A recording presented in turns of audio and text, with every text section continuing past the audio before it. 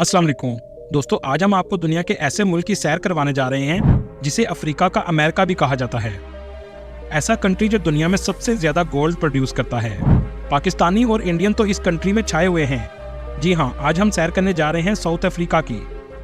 ऐसा क्या है इस कंट्री में कि यूरोप के बहुत से मुल्कों ने इस पर कब्जा किया और आज भी नजर रखे हुए हैं। कुरान पाक में इस खित्ते के समुंदर के बारे में क्या जिक्र आया है, इसकी तारीख क्या है, पढ़ने के लिए कितना खर्चा आता है और कैसे जा सकते हैं, ये सब कुछ जानेंगे आज की इस वीडियो में।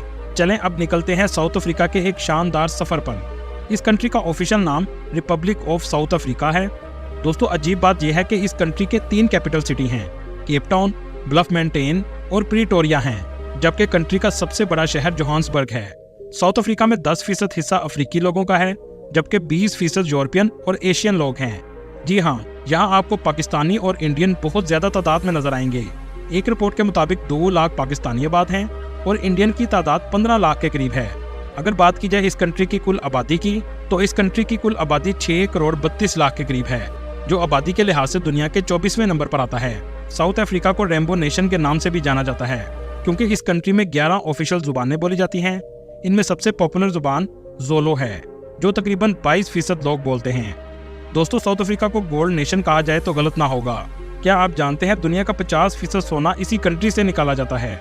विट वाटरसरैंड के नाम का पहाड़ मौजूद है, जहां से साउथ अफ्रीका का सबसे ज्यादा सोना निकाला जाता है। साउथ अफ्रीका ऐसा कंट्री है जिसने बहुत अरसा परेशानियां देखी हैं। बहुत अरसा इस कंट्री के लोगों में नस्ल परस्ती, गोरे और काले का फर्क रखा जाता था। साउथ अफ्रीका को अफ्रीका का अमेरिका भी कहा जाता है, क्योंकि पूरे अफ्रीका की निस्बत इस कंट्री का लाइफस्टाइल बहुत जदीद है। दोस्तों, क्या आप जानते हैं दुनिया का अमीर तरीन शख्स एलोन मस्क 28 जून 1971 में इसी मुल्क के कैपिटल प्रीटोरिया में पैदा हुआ। 1999 में ये कनाडा चला गया और वालदा की वजह से इसे कैनेडियन सिटीजनशिप मिल गई। 1995 में अमेरिका चला गया और ग्रेजुएशन इकोनॉमिक्स और फिजिक्स में की। यूनिवर्सिटी में सिर्फ 2 दिन जाने के बाद यूनिवर्सिटी को छोड़ दिया, क्योंकि ये कारोबार करना चाहता था। इसने सबसे पहले Zip2 और X.com के नाम से कंपनी शुरू की, जिनमें से एक बाद में पेपॉल बन गई, जिसे आज पूरी दुनिया जानती है। और इसके अलावा बाकी कंपनी SpaceX और टेस्ला बन गई, और ऐसे ये 49 साल शख्स दुनिया का अमीर तरीन शख्स बन गया।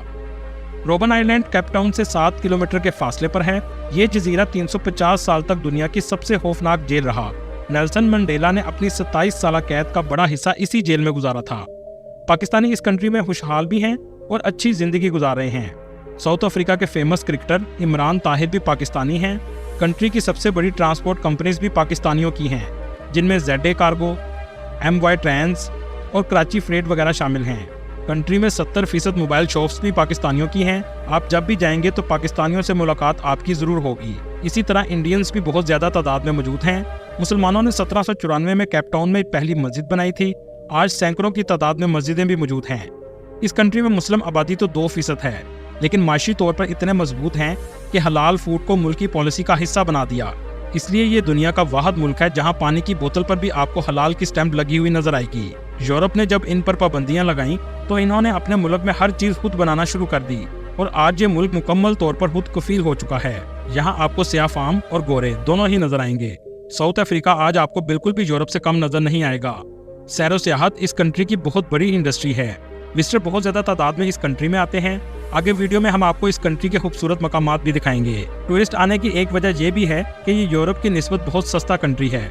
साउथ अफ्रीका में इस्तेमाल होने वाली करेंसी साउथ अफ्रीकन रैंड है, जो पाकिस्तानी 16 रुपए के बराबर और इंडियन 5 रुपए के बराबर है। साउथ अफ्रीका बरआज़म अफ्रीका के जनूब की जानब सिरे पर वाक़या है, जिसके एक तरफ अटलांटिक और इंडियन ओशन की तावील साली पट्टी लगती है, जबकि दूसरी तरफ नामीबिया, बोत्सवाना, जिम्बाब्वे, ईस्वातिनी और मोज़म्बिक के अलावा किंगडम ऑफ लेसोथो लगते हैं। इस कंट्री का कुल रकबा 12,21,000 मुरब्बा किलोमीटर है, जो रकबे के लिहाज से दुनिया के 24वें नंबर पर आता है। इस कंट्री का मौसम दुनिया के उन चंद ममालिक जैसा है जो बाकी दुनिया से उल्टा चलता है।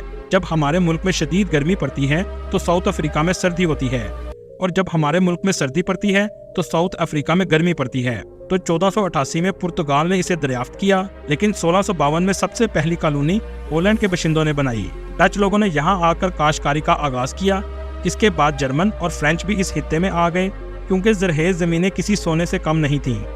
ये हित्ता सियाह फार्म लोगों का था लेकिन गोरे यहाँ आकर इन पर हुक्मरानी करना शुरू हो गए। स्याह फाम लोगों में जोलो का कबीला सबसे बड़ा था। 1795 में बरतानिया भी इस हिस्से में आ गया। बरतानिया ने 1850 में एशिया से बहुत से गुलामों को लेकर साउथ अफ्रीका ले आया।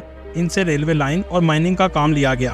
1893 में गांधी अफ्रीका में पहुंचा, यहाँ तक कि इनको ट्रेन के डब्बे से उतार दिया गया क्योंकि वो गलती से गोरों के डब्बे में बैठ गए थे। आप यहाँ से भी अंदाजा लगा सकते हैं कि नस्ल परस्ती किस हद तक अरूज पर थी। उस वक्त गोरों को हुक्मरान और स्याह फाम को गुलाम समझा जाता था। 1905 में गांधी भारत वापस चले गए। यूरोप के मुख्तलिफ मुल्कों की यहाँ आने की दिलचस्पी सिर्फ खेतीबाड़ी या जरखेज जमीन नहीं थी। दुनिया की महंगी दातों में से एक हीरा भी इस हिस्से में बड़ी तादाद में मौजूद है। तालीम की कमी होने की वजह से स्याह फाम सिर्फ गुलाम बनकर रह गए, जबकि गोरे सोना, हीरा और बहुत सी कीमती अशिया लूटकर अपने मुल्क में ले गए और अमीर मुल्क बन गए। नस्ल परस्ती इस हद तक बढ़ चुकी थी कि व्हाइट पीपल की लाइन अलग और ब्लैक पीपल की लाइन अलग होती थी। ब्लैक लोगों को पासबुक पकड़ा दी गई जिसमें लिखा होता था कि इन्हें क्या काम करना है और कहाँ रहना है और कहाँ से खाना है।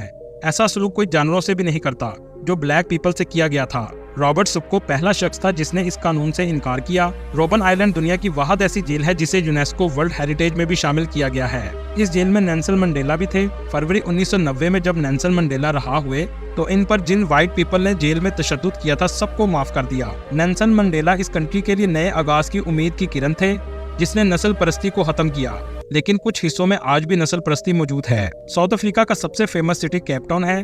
टूरिस्ट सबसे ज्यादा इसी शहर में आते हैं। इस शहर की जब कभी बात होती है तो खूबसूरत साहिल समुंदर और बीचेस का जिक्र जरूर होता है।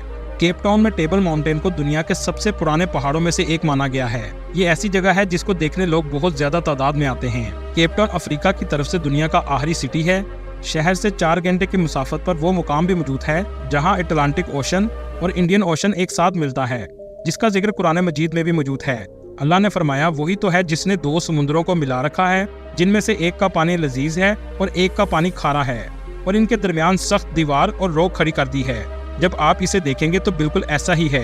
ये दोनों समुद्र आपस में मिक्स नहीं होते, बिल्कुल एक लाइन की शक्ल में अलग अलग नजर आएंगे। साउथ अफ्रीका की 81% आबादी ब्लैक पीपल, 9% कलर्ड पीपल, 8% गोरे और बाकी एशियन नस्लों के लोग आबाद हैं। कंट्री की 70% आबादी क्रिश्चियन, 4.5% ट्रेडिशनल, 2% मुस्लिम और 1% हिंदू और बाकी दीगर मज़ाहब के लोग आबाद हैं। साउथ अफ्रीका की बहुत सी फेमस शख्सियात हैं जिनमें mister 360, AB de Villiers, Hashim Amla, Kevin Pietersen और जैक कैलिस शामिल हैं। दोस्तों, आपने दुनिया भर में एक से बढ़कर एक ट्रेन देखी होगी, लेकिन साउथ अफ्रीका में दुनिया की सबसे महंगी ट्रेन है जो बहुत खूबसूरत भी है। इसका नाम रोवोस ट्रेन है। इसको दुनिया की सबसे शानदार ट्रेन माना गया है। ये ट्रेन केप टाउन से दार इस सलाम के बीच में चलती है, लेकिन हर कोई इसमें सफर नहीं कर सकता क्योंकि इसका सफर बहुत महंगा है। इसकी कीमत $2000 से शुरू होती है, जो पाकिस्तानी 5,60,000 रुपए के बराबर है। दोस्तों, दुनिया का 90% प्लाटीनियम भी साउथ अफ्रीका में मौजूद है। एक रिपोर्ट के मुताबिक साउथ अफ्रीका की जमीन के नीचे दुनिया की सबसे महंगी दातें मौजूद हैं। यही वजह है कि यूरोप के मुख्तलिफ ममालिक हर वक्त इस पर नजर रख कर बैठे रहते हैं। आप यहाँ से भी अंदाजा लगा सकते हैं कि साउथ अफ्रीका पूरी दुनिया के लिए कितना अहम है। स्पोर्ट्स में भी ये कंट्री किसी से कम नहीं है। रग्बी, फुटबॉल और क्रिकेट में भी इनकी टीमें दुनिया की बेहतरीन टीमों में आती हैं। साउथ अफ्रीका में दुनिया के सबसे अनोखे फेस्टिवल भी बहुत ज्यादा होते हैं। नाचना गाना इनके मजहब का हिस्सा है।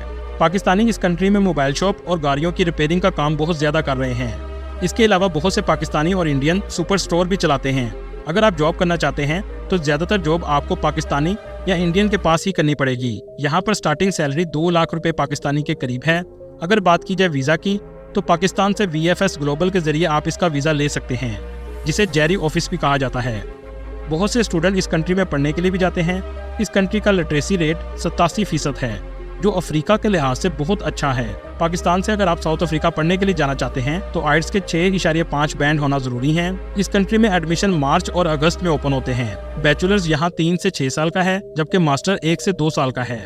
इस कंट्री की बेस्ट यूनिवर्सिटीज में university of Cape Town, university of Pretoria और इसके अलावा यूनिवर्सिटी ऑफ विट वाटरसैंड शामिल हैं। इस कंट्री में यूनिवर्सिटी की फीस $2000 से $4000 सालाना है और रहने का खर्चा $200 से $400 माहाना है, और खाने पीने और ट्रांसपोर्ट का खर्चा $250 से $500 माहाना है। इस कंट्री में टूरिस्ट भी बहुत ज्यादा आते हैं। एक रिपोर्ट के मुताबिक 7.6 मिलियन लोग सालाना इसका विजिट करते हैं। कंट्री में बेहतरीन ट्रांसपोर्ट का निजाम मौजूद है। कंट्री के 2 बड़े एयरपोर्ट, जिसमें एक केप टाउन और दूसरा जोहान्सबर्ग में मौजूद है। टूरिस्ट सबसे ज्यादा केप टाउन में आते हैं। केप टाउन में वाटरफ्रंट प्लेस सबसे ज्यादा फेमस है, जो बहुत खूबसूरत, और आपको यहाँ रेस्टोरेंट भी बहुत ज्यादा नजर आएंगे। अच्छी बात यह है कि हलाल फूड भी आसानी से मिल जाता है। केप टाउन बहुत खूबसूरत शहर है, यहाँ जाकर आप बहुत रिलैक्स फील करते हैं। साउथ अफ्रीका में 7 बजे के बाद तमाम सड़कें खाली हो जाती हैं। कुदरती खूबसूरती इस शहर में बहुत ज़्यादा है, यहाँ जाकर आप इसके दीवाने हो जाएंगे। वो केप टाउन एक एरिया है जहाँ आपको मुख्तलिफ रंगों के घर नजर आएंगे। यहाँ मुस्लिम आबादी ज़्यादा थी और ये सब गुलाम एशिया से आए थे। इन्होंने ऐसी इमारतें तामीर की थीं। केप टाउन के अटलांटिक समुद्र के किनारे कोस्टल व्यू के नज़ारे का कोई मुकाबला नहीं है। केप टाउन के कैसल्स भी बहुत खूबसूरत हैं। इसके अलावा जोहान्सबर्ग सिटी का भी आप विजिट कर सकते हैं। जोहान्सबर्ग को सिटी ऑफ गोल्ड भी कहा जाता है, जहां से दुनिया का सबसे ज्यादा सोना निकाला जाता है। आज भी 44 गोल्ड माइन में से सोना निकाला जा रहा है। केप टाउन की तरह ये शहर भी बहुत ज्यादा डेवलप है। दोस्तों, ये थी आज की हमारी इन्फॉर्मेटिव और दिलचस्प वीडियो। आपको वीडियो कैसी लगी कमेंट में जरूर बताइएगा और नए आने वाले दोस्तों से गुजारिश है हमारे चैनल को सब्सक्राइब और लाइक जरूर कीजिएगा। अगली वीडियो तक अल्लाह हाफिज।